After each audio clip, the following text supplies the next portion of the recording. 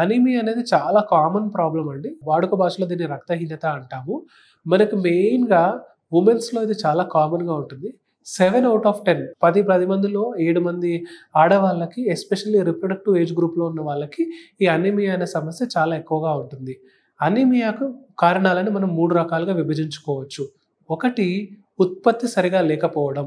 దీన్ని anaemia because of decreased production or hypoproliferative anaemia అంటాం. అంటే అసలు మనకు రక్తం ప్రొడ్యూస్ అవ్వడమే తక్కువ ప్రొడ్యూస్ అవుతుంది. 2 anaemia secondary to blood loss. ఈ రెండో కారణంలో అనీమియా రావడానికి మెయిన్ కారణం బ్లడ్ లాస్ అవ్వడం. ఎస్పెషల్లీ ఫీమేల్స్‌లో ఇది మోర్ కామన్‌గా చూస్తాము.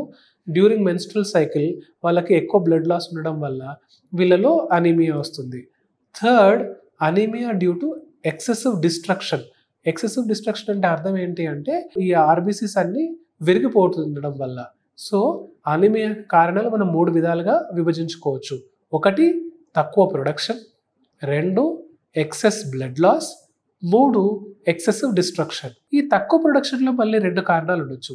ఒకటి ఐదర్ రా మెటీరియల్స్ అంటే హిమోగ్లోబిన్ ప్రొడ్యూస్ అవ్వడానికి గల ముడి సరుకులు లైక్ విటమిన్ B12, ఐరన్ అనేవి డెఫిషియన్స్ ఉన్నా, లేకపోతే ఈ ప్రొడ్యూస్ చేసే ఫ్యాక్టరీ మనకి రక్త కణాలు ప్రొడ్యూస్ అయ్యే ఫ్యాక్టరీ పేరు bone marrow. So either bone మ్యారోలో ప్రాబ్లం ఉన్నా, లేదు raw materials vitamin B12 and iron వీటిలలో ప్రాబ్లం ఉన్నా మనకు ప్రొడక్షన్ తగ్గడం వల్ల అనీమియా వస్తుంది.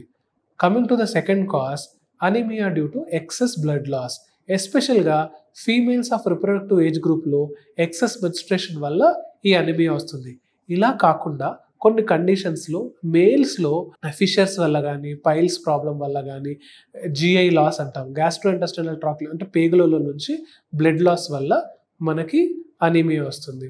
కొన్నిసార్లు ఈవెన్ కొన్ని క్యాన్సర్స్లో లైక్ పెద్ద పేగు క్యాన్సర్, కొలాన్ క్యాన్సర్ అంటాం, వీటిలలో కూడా మనకు తెలియకుండా మోషన్లో బ్లడ్ వెళ్తూ ఉంటుంది. దీని వల్ల కూడా మనకు అనీమియా వస్తుంది. రక్తహీనత ఉంది అని తెలుసుకోవడానికి మనం మోస్ట్ కామన్ సిమ్టమ్స్ ఏంటి అంటే ఆకలి లేకపోవడము, నీరసం ఉండడము, నడిస్తే ఆయాసం రావడము, ముఖము చేతులు పాలిపోవడము అంటే వైట్గా అవ్వడము, దీన్ని పేలార్ అంటాము. సో ఇలాంటి సిమ్టమ్స్ ఉన్నప్పుడు మనం అనీమియా ఉంది అని సస్పెక్ట్ చేయొచ్చు. ఎవరైనా ఒక వ్యక్తిలో అనీమియాని సస్పెక్ట్ చేస్తున్నప్పుడు అది కన్ఫర్మ్ చేసుకోవడం కోసము కామన్గా రొటీన్గా చేసే CBP అనే బ్లడ్ టెస్ట్ ద్వారా అనీమియాని కన్ఫర్మ్ చేసుకుంటాము. ఒకసారి హిమోగ్లోబిన్ 13 కన్నా తక్కువగా ఉంటే దానిని మనం అనీమియా అంటాము. ఈ అనీమియా యొక్క ట్రీట్మెంట్ అనీమియా యొక్క కాజ్ని బట్టి ఉంటుంది. ఫర్ ఎగ్జాంపుల్ ఈ అనీమియాకి కాజ్ కనుక డిక్రీజ్డ్ ప్రొడక్షన్ అనుకోండి, వైటమిన్ B12 కానీ ఐరన్ లేకపోవడం వల్ల, ప్రొడక్షన్ లేకపోవడం వల్ల మనకు అనీమియా వస్తుంది అనుకోండి, దాని యొక్క ట్రీట్మెంట్ ఈ విటమిన్స్ని, న్యూట్రియంట్స్ని ఇవ్వడం.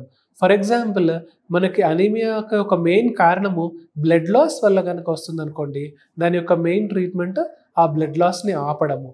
అనీమియాకి గల కారణము హీమోలైసిస్ అనుకోండి, ఆ హీమోలైసిస్ని ఆపడం కోసము స్టీరాయిడ్ అనే మందులు వాడడం వల్ల అనీమియాని ఆపొచ్చు. సో అనీమియా యొక్క ట్రీట్మెంట్ బేసికల్గా దాని యొక్క కారణం మీద డిపెండ్ అవుతుంది. రెండవది అనీమియా యొక్క సివియారిటీని బట్టి.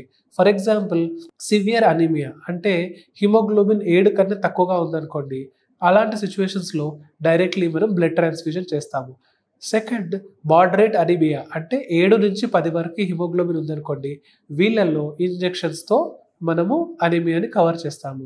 మైల్డ్ అనీమియా అంటే 10 నుంచి 12 వరకు ఉందనుకోండి, వీళ్ళలో డైట్ ద్వారా, ఓరల్ టాబ్లెట్స్ ద్వారా అనీమియాని కరెక్షన్ చేస్తాము. సో అనీమియా యొక్క ట్రీట్మెంట్ దాని కారణాన్ని బట్టి, రెండవది అది మైల్డా, మోడరేటా, సివియరా దాని యొక్క సివియారిటీని బట్టి ఉంటుంది.